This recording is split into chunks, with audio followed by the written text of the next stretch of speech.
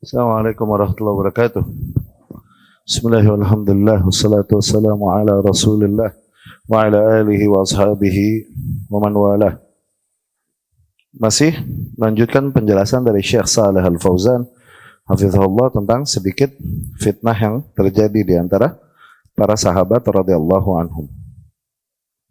Ya, kemarin dijelaskan bahwasanya fitnah terjadi di era para sahabat ini disebabkan oleh munafik Yahudi yang bernama Abdullah ibnu Saba yang menampakkan keislaman namun menyembunyikan kekufuran, kemudian menjadikan makar di antara kaum muslimin sehingga mengadu domba di antara kelompok-kelompok yang ada, sehingga terjadilah yang terjadi dari fitnah tersebut.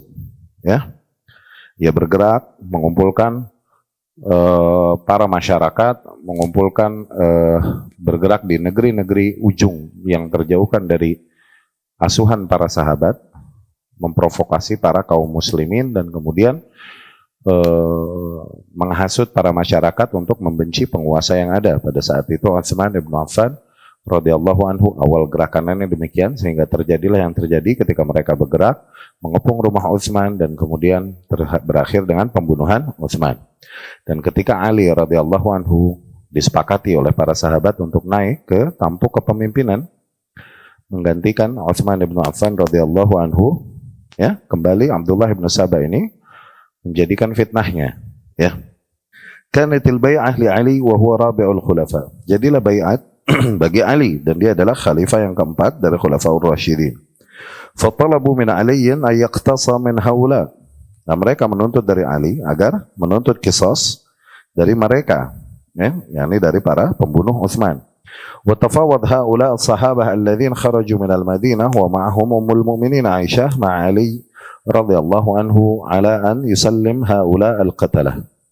Akhirnya bergeraklah sebagian sahabat bersama Ummul Mukminin Aisyah radhiyallahu anha menekan Ali untuk menyerahkan para pembunuh Utsman. Lakin Ali lam yatamakkan min taslimihim. Tapi Ali pada saat itu memang belum bisa menyerahkan para pembunuh Utsman. Liannahum tasallalu fi jayshihi wa ya'malu wa ja'alu yu'miluna al-fitnah. Dikarenakan para pembunuh Utsman tersebut mereka masuk, nyelip di barisan para pasukannya Ali sendiri radhiyallahu anhu dan kemudian banyak menjadikan fitnah. Wa qad bata Aliun wa ikhwanuhu wa Talha wa Zubair wa Aisyah wa man ja'a min al-Madinah mutasalihin. Dan dari musyawarah tersebut akhirnya Ali radhiyallahu anhu bersama para sahabat lain Zubair, Talha dan Ummul Mukminin Aisyah mereka bermalam ngecamp, okay? Dan kemudian juga mereka akan berdamai, maksudnya untuk mencari titik temu dan kemudian bersepakat untuk mengangkat para pembunuh Utsman radhiyallahu anhu. Falamma ahassa haula bitasaluh baina sahabah Rasulullah sallallahu alaihi wasallam wa kaffil qital. Namun barisan kaum munafikin ini ketika mereka merasa, maksudnya mulai melihat bahwasanya para sahabat mulai berdamai dan menyatukan barisan dan menahan diri dari peperangan, dari berperang satu sama lain, hayyaju al-fitnah, mereka mulai menjadikan fitnah. Mereka menjadikan fitnah lagi. Adharu al-harb wa tanawashu wa sahabu fil jaysh wa sahu fil jaysh wa dhanna sahabah anna al-harba qamat. Akhirnya mereka mulai melakukan provokasi di antara para pasukan.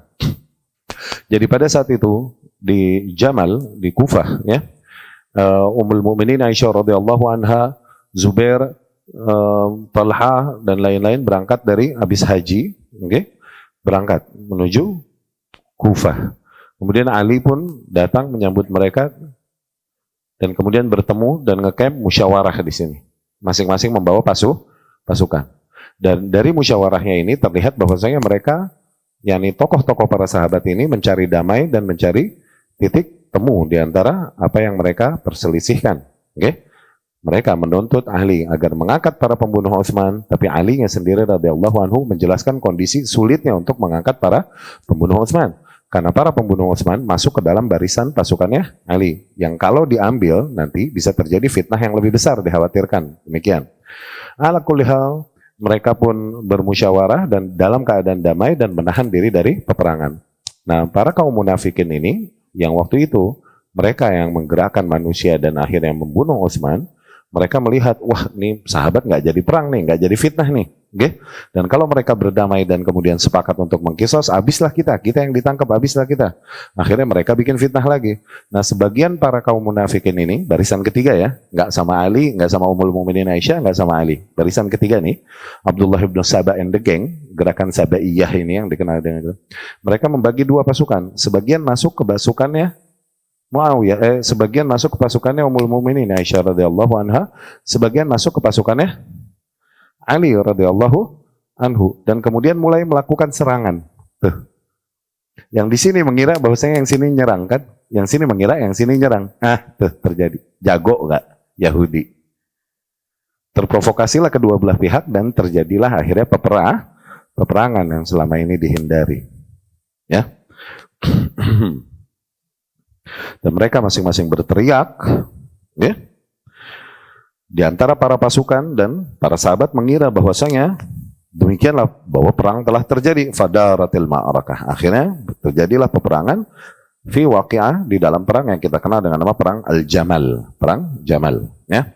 Min ghair qasdin minas sahabah. Ini sama sekali tidak ada maksud sahabat untuk berperang satu sama lain.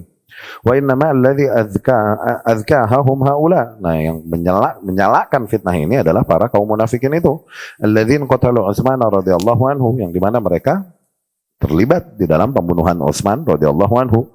Wa qutila minas sahabah man qutil fi hadhil fitnah. Tapi sayangnya di dalam fitnah tersebut terbunuhlah dari golongan sahabat yang terbunuh. Wa fi hadhil waqi'ah intahat thumma qam Muawiyah bin Abi Sufyan. Akhirnya setelah itu selesailah Jamal ini, selesai dengan akhirnya Ali radhiyallahu anhu menghantam onta yang dinaiki Ummul Mukminin Aisyah radhiyallahu anha, dan terjatuh, dan kemudian Ummul Mukminin Aisyah radhiyallahu anha ditolong oleh Ali radhiyallahu anhu, dan katanya sudahlah, maksud ini gara-gara ini akhirnya terjadi perang di antara kita, gitu.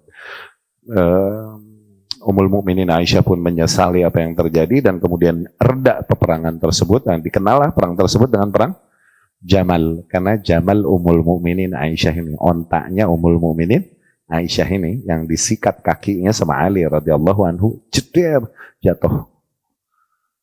Sampai terjatuhlah Ummul Mukminin Aisyah. Itu terkenal namanya perang Jamal itu dari situ. Perang ontak. Ya. Nah, ini terjadi, akhirnya dikatakan masing-masing berijtihad gitu.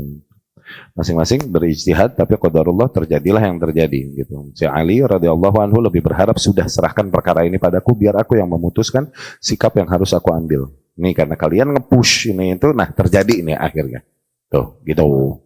Ceritanya nih, Ummul Mukminin Aisyah radhiyallahu anhu sangat menyesali apa yang telah terjadi, dan dia menyesali andai saja aku tidak ikut-ikutan di dalam permasalahan tersebut. Sampai meninggalnya dia ungkapkan hal ini kepada Abdullah ibn Umar ibn al-Khattab radhiyallahu anhum. Ya. Nah, selesai itu, intahat perang Jamal. Kelar perang Jamal, qam Muawiyah ibn Abi Sufyan radhiyallahu anhu fi Syam wa ma'ahu ahlu Syam yutalibun biqatalah Utsman lil qisas minhum. Muawiyah ibn Abi Sufyan radhiyallahu anhu, tadi kan ini antara Madinah dan Kufah, Irak ya.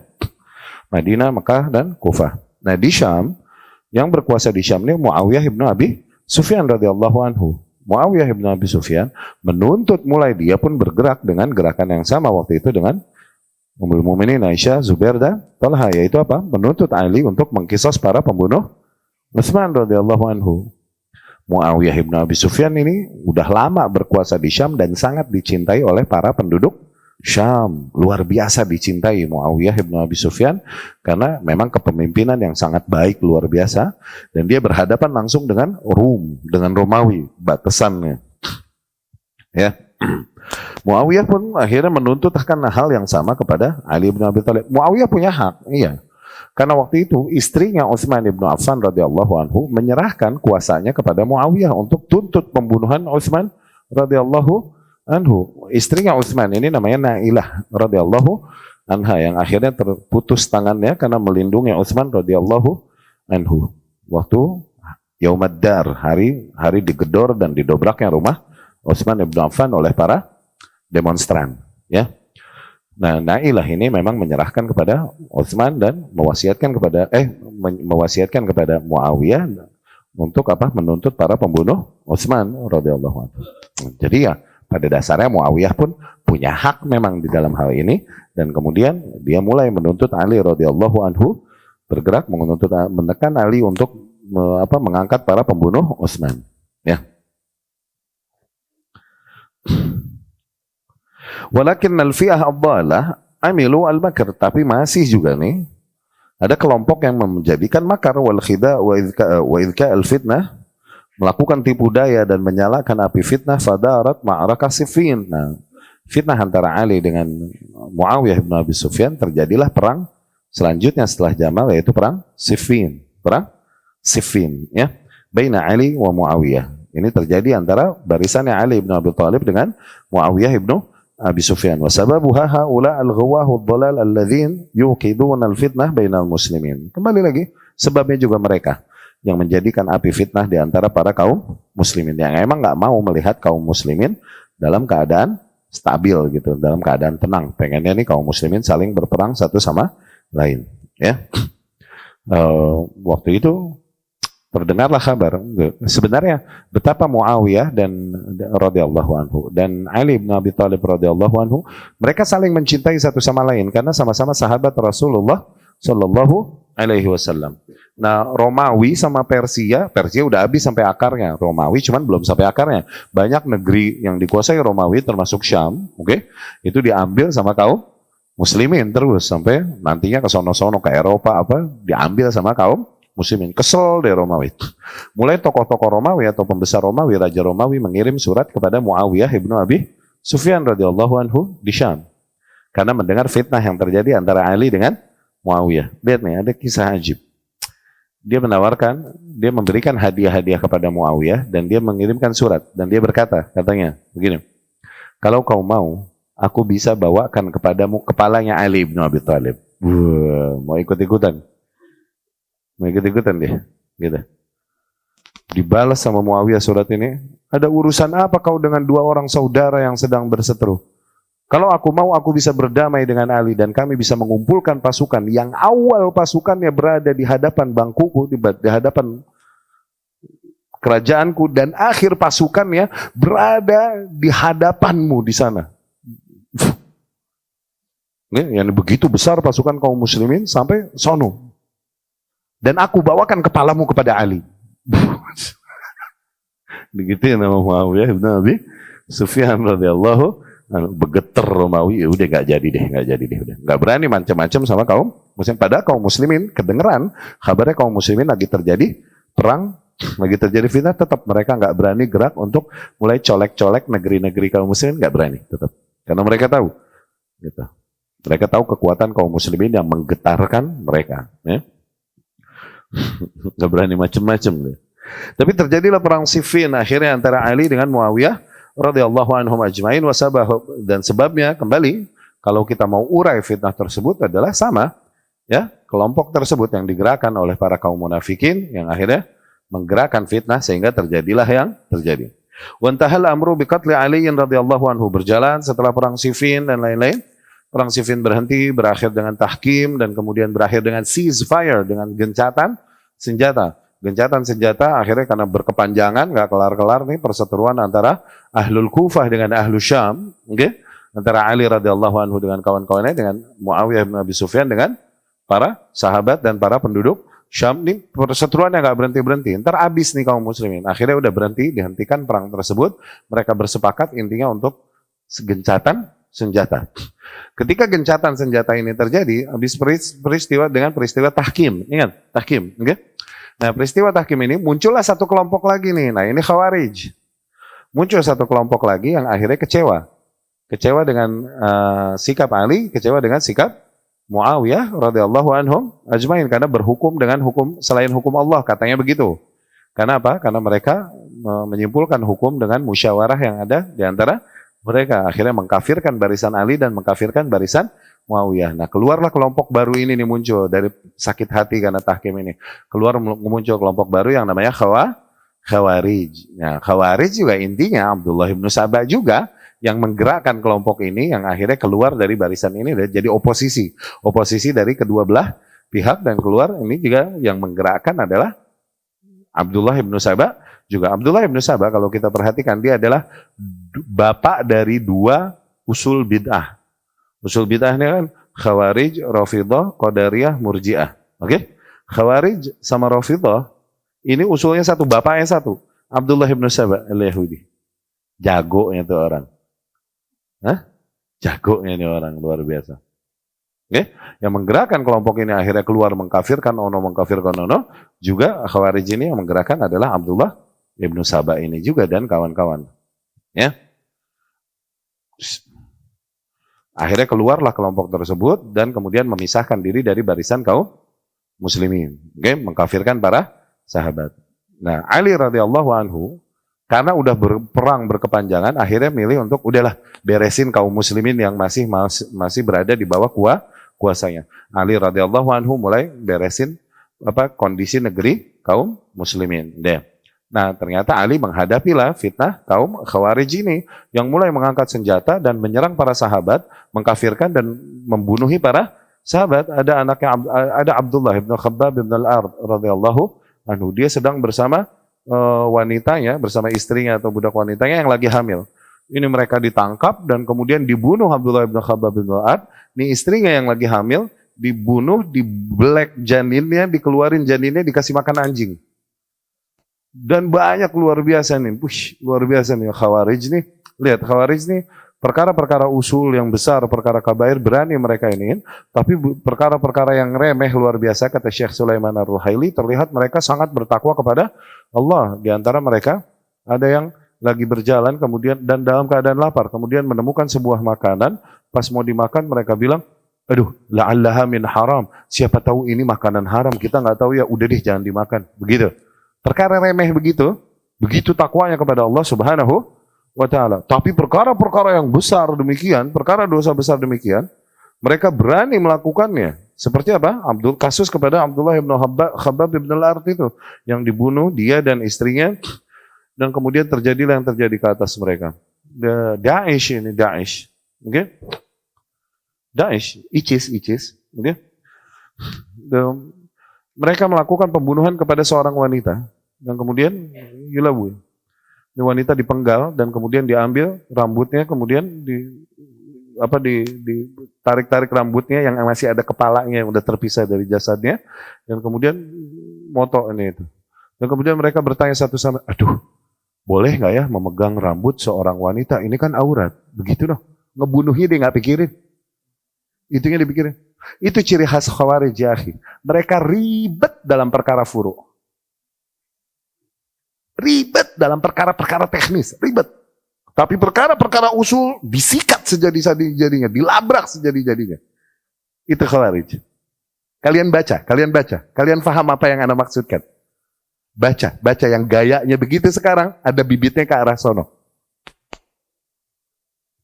Ribet dalam perkara-perkara teknis luar biasa. Tapi perkara-perkara usul yang nggak boleh ada tawar-menawar. Dan kalaupun dosa itu dosa yang besar luar biasa. Kalaupun penyimpangan itu penyimpangan usul, bisa kufur, ini dilabrak. Itu gaya Khawarij. Itu fikih Khawarij. Kata Syekh Sulaiman Ar-Ruhaili, hafizahullah. Dan para ulama punya menyampaikan itu selain Syekh Sulaiman. Dari imam-imam dari zaman dahulu pun menyampaikan hal itu banyak. Oke? Okay? Gaya berpikir dan gaya beragamanya tuh begitu. Oke? Okay? Kau akan melihat mereka luar biasa berkeras di dalam perkara-perkara yang padahal di situ terdapat toleransi syariah, bentuk rahmat Allah. Tapi kau akan temukan mereka meremehkan perkara-perkara dari syariat yang sifatnya thawabit, yang sifatnya sabat, yang nggak boleh digoyang, yang nggak boleh ditawar, yang sifatnya usul. Mereka labrak hal-hal demikian sejadi-jadinya. Ya. Wantahal amru biqatli Ali. Nah, akhirnya berakhirlah fitnah tersebut dengan terbunuhnya Ali radhiyallahu anhu. Nah, jadi Khawarij ini bikin makar, okay? Mereka bersumpah dan menggerakkan 3 orang. Tiga orang ini diutus oleh Khawarij, okay? Sebagai apa? Pasukan berani matinya nih, pasukan berani matinya. Serem nih Khawarij ini. yang satu pergi ngebunuh Ali, yang satu pergi ngebunuh Muawiyah, yang satu pergi ngebunuh Amr ibn As radhiyallahu anhum ajmain. Zain? Yang ngebunuh Muawiyah, ngebunuh Amr gagal. Karena penjagaannya ketat. Muawiyah dan Amr ini radhiyallahu anhu. Ali radhiyallahu anhu sebagaimana para khulafa yang zuhud, yang enggak terlalu pakai penjagaan, yang subuh-subuh dia keluar ngetok-ngetokin rumah kaum muslimin, bangunin sholat sendiri.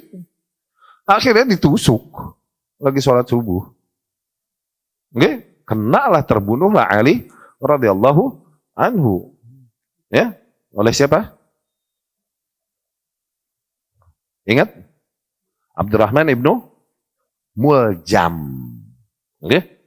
Abdurrahman ibnu Muljam, Ali ini pesan, awas, kalian jangan apa-apain Abdurrahman ibnu Muljam. Biarin dia. Jangan apa-apain. Ali sambil tersiksa, sambil memesankan demikian. Jangan kalian bunuh. Tetap begitu. Siapa tahu nanti aku sembuh, sehingga dia tidak berhak untuk dikisos. Karena aku nggak mati toh. Begitu. Tapi singkat cerita disiksa juga sama sahabat ini. Itu, wah, lu tahu Abdurrahman ibnu Muljam ini, disiksa nggak teriak, dia terus menyebut nama Allah subhanahu wa ta'ala. Padahal dia perpanjangan tangan syaitan untuk membunuh sahabat Rasul sallallahu alaihi wasallam. Tapi terus dia berzikir menyebut nama Allah kalaupun disiksa oleh para sahabat. Karena membunuh Ali radhiyallahu anhu. Luar biasa, lihat fitnah, syubhat tuh. Begitu yakin dia di atas kebenaran sampai lakukan yang dia lakukan, ya. Terbunuhlah Ali, dibunuh oleh Khawarij alladzina kharaju ala Utsman. Khawarij ini yang berontak pada Utsman, fa al-haqu aliyan bihi wa qataluh. Laisa qasduhum al-adl wal insaf, bal qasduhum al-hiqd wal intiqam. Para Khawarij ini bergerak memang bukan untuk keadilan, bukan untuk kebijakan, bukan, tapi memang untuk balas dendam dan berangkat dari hasud mereka. Aradu qatla Muawiyah wa Amr ibn al-As wa Ali. Mereka hendak untuk membunuh Muawiyah, Amr bin As dan Ali radhiyallahu anhum. Tapi Allah Subhanahu wa taala menyelamatkan Muawiyah dan Amr bin As, tapi qadarullah akhirnya Ali mesti terjadi dan fastushhida Ali. Ali pun mati syahid radhiyallahu anhum. Ya. Fal wajib 'ala al-muslim an yakuffa an hadhihi al-umur. Nah, akhirnya di Jamal tadi terbunuhlah Tolha, Zubair terbunuh itu radhiyallahu anhum. Nah, Ali radhiyallahu anhu terbunuhlah oleh Khawarij ini. Ammar bin Yasir radhiyallahu anhu terbunuh di dalam perang Siffin. Nah, banyak sahabat yang terbunuh lah, okay? Nah, terjadilah yang terjadi sehingga akhirnya kuasa berada di tangannya.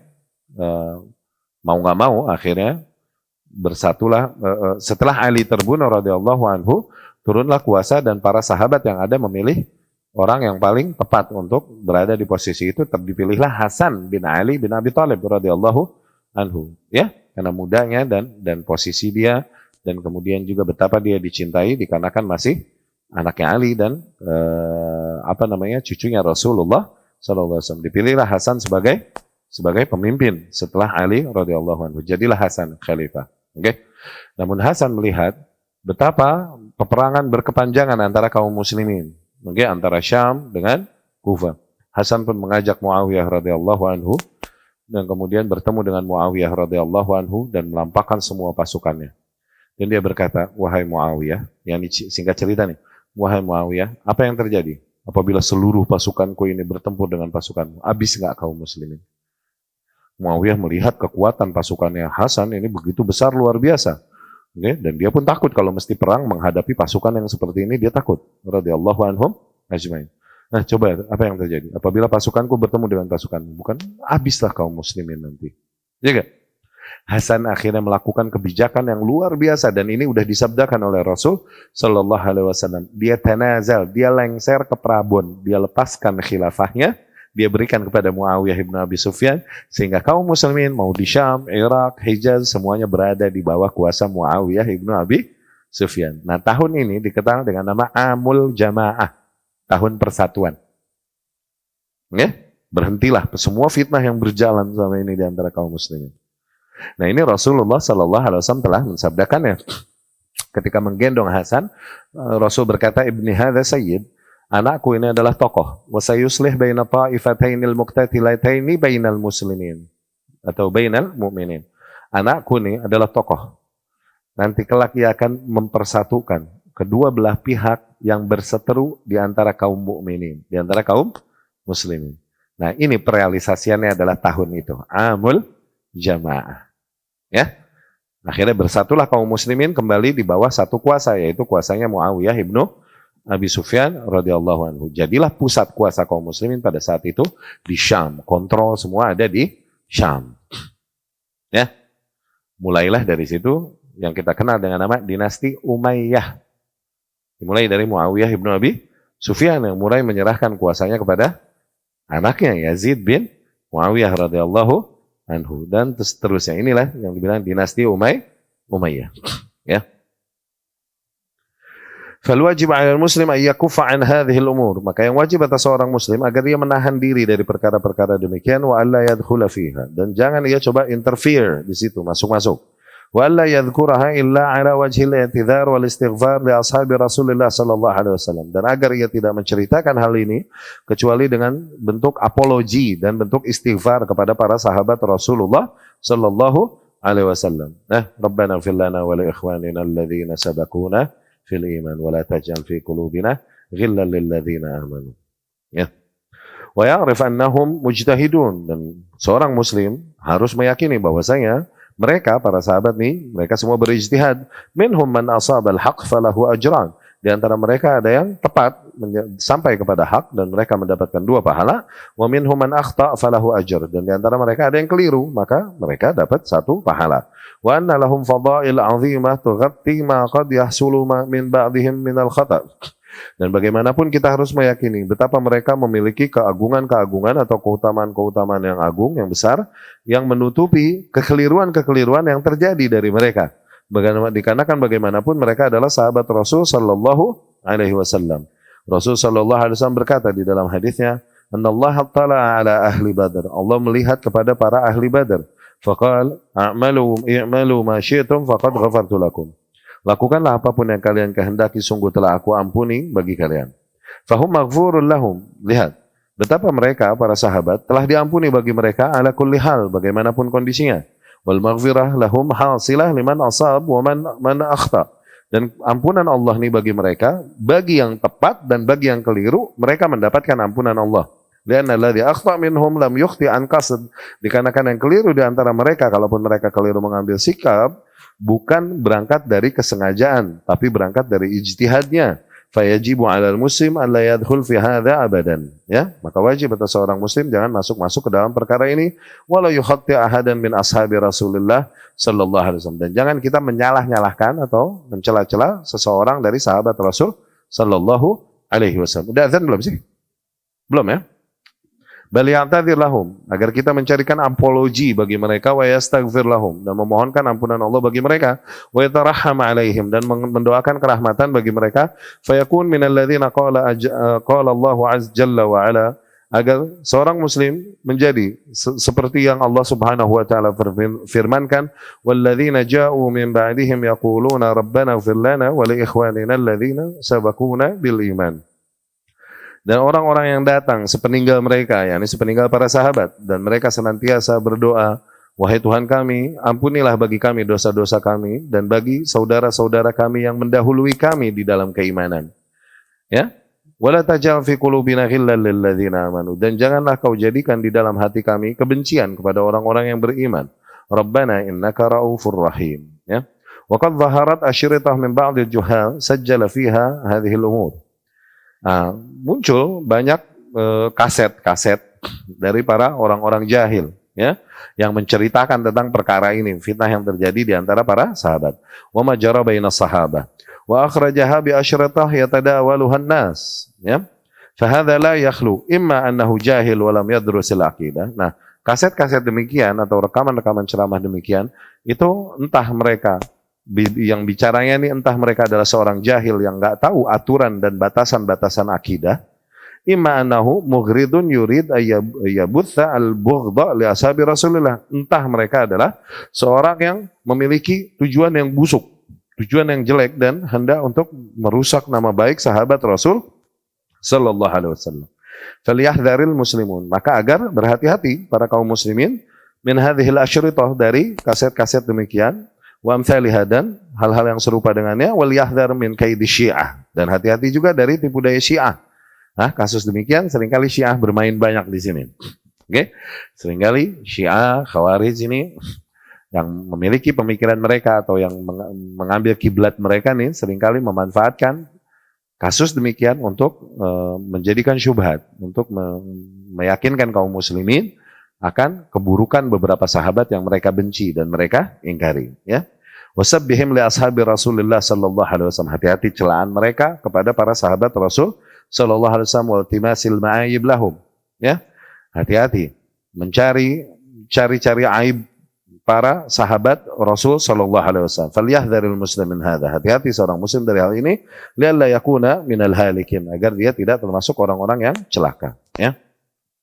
Ala kulli hal, bab ini selesai yang menegaskan tentang kaidah Ahlussunnah agar kita menahan diri, jangan terlalu dalam masuk ke dalam fitnah yang terjadi di antara para sahabat Rasul sallallahu alaihi wasallam. Kalaupun kita mau menyebutkan hal tersebut, kita sebutkan dalam bentuk i'tidhar, dalam bentuk apologi, dalam bentuk istighfar untuk para sahabat radhiyallahu anhum, atau dalam bentuk bantahan kepada orang-orang yang mencoba merusak nama baik sahabat radhiyallahu anhum. Hati-hati, gitu ya. Dan juga apapun yang kita dengar tentang para sahabat radhiyallahu anhum, baik itu benar atau tidak beritanya, nah, pondasi kita kuatkan dulu bahwa tidak boleh kita menaruh sedikit pun kekecewaan atau kebencian kepada salah seorang dari sahabat Rasul sallallahu alaihi wasallam. Tuh, jadi antibodi kita udah kuat. Nanti syubhat apapun yang kita dengar tentang salah seorang dari sahabat Rasul sallallahu alaihi wasallam, kita udah punya benteng itu. Nggak boleh. Oke? Rasul sallallahu alaihi wasallam udah menegaskan, la tasubbu ashabi. Jangan kalian cela sahabatku. Walladzi nafsi biyadihi. Demi zat yang jiwaku berada di tangannya. Lau anfaq ahadukum mithla Uhudin dhahaba. Andai saja salah seorang di antara kalian effort, berkorban di jalan Allah, emas sebesar gunung Uhud, ma balagha mudda ahadihim wala nasifa. Itu nggak bisa menyaingi pahala yang didapatkan para sahabat dari segenggam gandum yang mereka sodakohkan atau setengah genggam gandum yang mereka sodakohkan. Ya, jadi nothing kita ini dibanding para sahabat radhiyallahu anhum. Ya, awas, kebencian kepada mereka adalah di antara bibit kebencian kepada Rasul sallallahu alaihi wasallam. Dikarenakan lam yusahib as-sayyi illa sayyi. Tidaklah bersahabat dengan orang yang buruk kecuali orang yang buruk. Ketika kau memburuk-burukan salah seorang sahabat Rasul sallallahu alaihi wasallam, secara tidak langsung kau memburuk-burukan Rasulullah sallallahu alaihi wasallam, karena tidaklah bersahabat dengan orang yang buruk kecuali orang yang buruk juga, bukan? Ini sunnatullah yang kita yakini kan? Al-arwah junudun mujannadah. Jiwa-jiwa manusia ini tentara-tentara yang dibaris-barisin kan? Mereka nih yang nyambung akan bertemu satu sama lain. Ketika salah seorang dari lingkungan sosialnya Rasul, kita celak-celak, maka secara nggak langsung kita mencela Rasulnya sallallahu alaihi wasallam, karena tidaklah bersahabat dengan seorang yang buruk kecuali orang yang buruk juga. Sama seperti Rafidhah yang mencela-cela Ummul Mukminin Aisyah radhiyallahu anha dan mengkafirkannya. Hakikatnya mereka mau mencela Rasul sallallahu alaihi wasallam, karena apa? Tidaklah menikah dengan seorang wanita yang buruk kecuali seorang lelaki yang buruk. No. Ingat gak sunnatullah yang selalu kita tegesin nih? Awas, itu tauhid rububiyah loh. Tauhid asma wa sifat juga itu. Allah maha tahu, Allah maha adil, Allah maha bijaksana.